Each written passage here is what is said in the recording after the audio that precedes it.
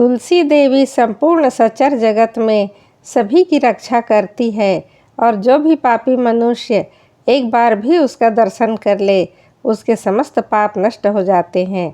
ऐसे ही परम पावनी और भगवान श्री कृष्ण की शुद्ध भक्ति प्रदान करने वाली तुलसी महारानी के जीवन और दिव्य कार्यकलापों की कथा हम सुन रहे हैं।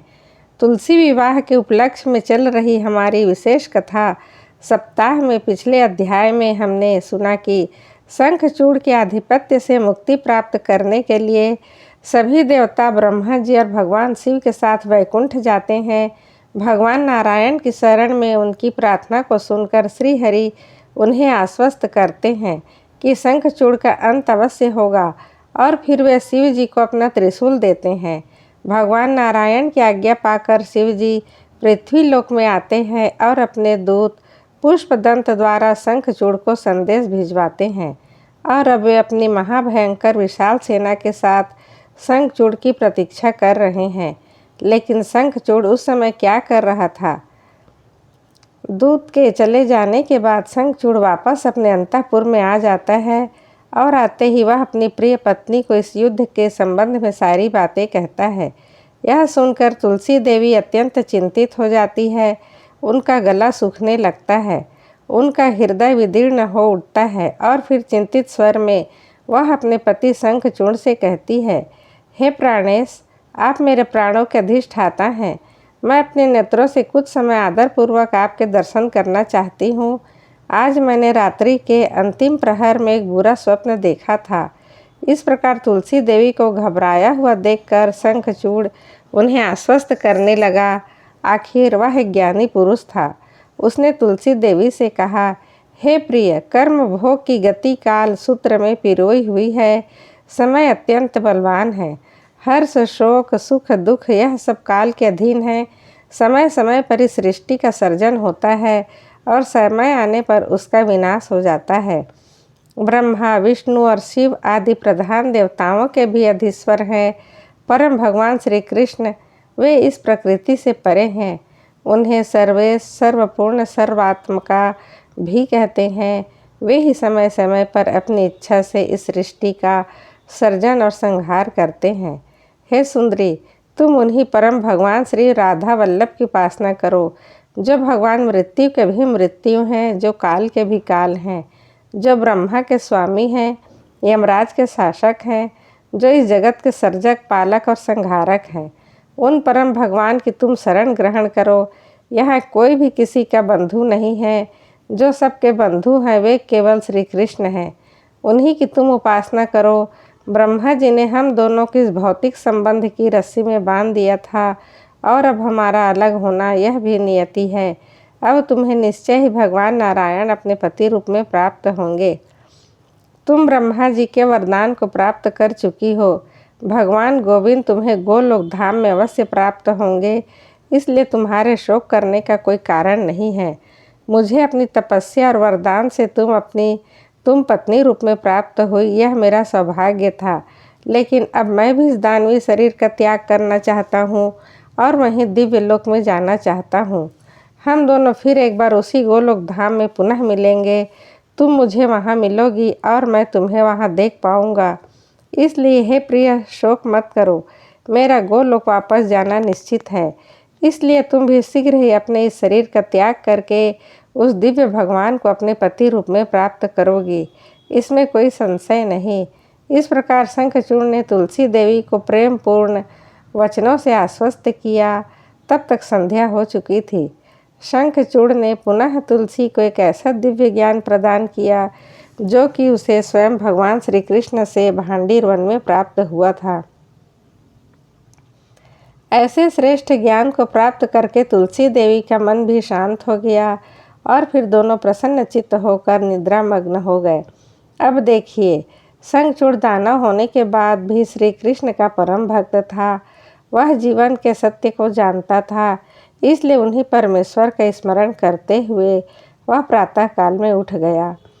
उसने स्वच्छ जल से स्नान किया और प्रातःकालीन पूजा इत्यादि संपन्न किए। उसके बाद शंखचूड़ ने ब्राह्मणों और गुरुजनों को विशाल हृदय के साथ दान दिया, जिसमें अनेक नगर, अनेक गांव और असंख्य संपत्ति थी। फिर उसने अपने पुत्र को बुलाया, उसे संपूर्ण दानव कुल का राजा बनाया और अपनी प्रिय पत्नी तुलसी तथा संपूर्ण राज्य और ऐश्वर्य उसी को सौंपकर उसने अपना कवच पहन लिया। हाथ में धनुष बाण लिए अपने सैनिकों को एकत्रित किया और निकल पड़ा चंद्रभागा नदी की ओर, जहाँ भगवान शिव और उनके गण उसकी प्रतीक्षा कर रहे थे। उसकी सेना में 3 लाख उत्तम घोड़े और 5 लाख श्रेष्ठ हाथी, 10,000 रथ और 3-3 करोड़ धनुषधारी, ढाल तलवारधारी और त्रिशूलधारी बहादुर सैनिक थे। शंखचूड़ ने भगवान श्री कृष्ण के स्मरण किया और फिर अपने रत्नों से सजे हुए दिव्य विमान में बैठकर अपनी सेना सहित निकल पड़ा। भगवान शिव की सेवा करने के लिए चंद्रभागा नदी के तट पर सिद्ध क्षेत्र है, जहाँ एक सुंदर वट है। इस स्थान को कपिल मुनि की तपोभूमि भी कहते हैं। यह पश्चिमी समुद्र से पूर्व और मलय पर्वत से पश्चिम की ओर है। श्रीशैल पर्वत से उत्तर की दिशा में और गंधमादन से दक्षिण दिशा में स्थित इस क्षेत्र की चौड़ाई 5 योजन है और लंबाई 500 योजन। उसी स्थान पर पुष्पभद्रा नदी बहती है। वह नदी गोमंतक की ओर रखती हुई पश्चिमी समुद्र की दिशा में बहती है। उस स्थान पर जाकर शंखचूड़ ने माता गौरी के पति और अत्यंत सुंदर भगवान शिव के शांत स्वरूप का दर्शन किया। उस समय भगवान शिव की बाईं ओर भद्रकाली विराजमान थी और उनके सामने थे कार्तिकेय। शंखचूड़ ने उन सभी को प्रणाम किया और तीनों ने उसे आशीर्वाद दिया। तत्पश्चात शंखचूड़ भगवान शिव के समीप बैठ गया और शिव जी ने उसे दिव्य ज्ञान देते हुए कहा, राजन, ब्रह्म अखिल जगत के रचयिता है और इस समय तुम श्री राधिका के श्राप के कारण यहाँ मृत्यु लोक में उपस्थित हो। तुम वही परम वैष्णव श्री कृष्ण के भक्त हो। तुम्हारे लिए यह देवताओं का राज्य तो केवल एकमात्र भ्रम ही है। इसलिए हे राजन, तुम देवताओं का राज्य उन्हें वापस लौटा दो और मुझे प्रसन्न करो। तुम अपने राज्य में सुख से रहो और देवताओं को अपने राज्य में शांतिपूर्वक रहने दो। भाई भाई में विरोध करने से कोई लाभ नहीं होता। देवता और दानव दोनों ही ऋषि कश्यप के वंशज हैं। इसलिए पुत्र मान जाओ, देवताओं का राज्य उन्हें वापस लौटा दो। शिव जी के ऐसे वचन सुनकर शंखचूड़ ने कहा, हे भगवान, आपने जो कुछ भी कहा वह सर्वथा उचित है, उसमें कोई संशय नहीं। परंतु हे महादेव, कृपया आप मेरी बात को भी सुनिए। मैंने यह सारा ऐश्वर्य और साम्राज्य अपने बल पर प्राप्त किया है। यह संपूर्ण विश्व भगवान श्री कृष्ण का ही क्रीड़ा स्थल है। वे जिस समय जिसको जो चीज़ देते हैं वह उसी की हो जाती है। काल के क्रम अनुसार देवता और दानवों को एक के बाद एक बारी बारी से जय और पराजय का सामना करना पड़ता है। हम दोनों के इस विवाद में आपका बीच में आना उचित नहीं है, क्योंकि हम दोनों के साथ समान व्यवहार और बंधुता प्रदर्शित करते हैं। शंखचूड़ के वचन सुनकर भगवान शिव हंसने लगे। उन्होंने कहा, हे राजन, सभी देवता भगवान श्री हरि की शरण में गए थे और उन्होंने ही मुझे तुम्हारे पास यहाँ भेजा है।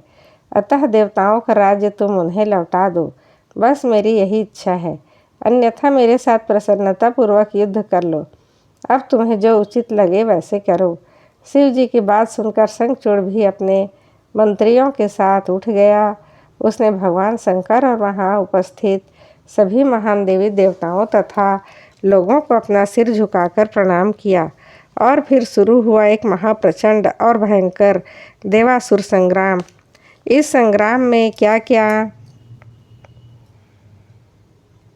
हुआ यह हम जानेंगे तुलसी विवाह की इस विशेष कथा श्रृंखला में आने वाले अध्याय में। तब तक के लिए अगर आपको यह कथा अच्छी लगी तो लाइक कीजिए और सब्सक्राइब कर दीजिए। हंसते रहिए, मुस्कुराते रहिए। आपका दिन शुभ हो, मंगलमय हो।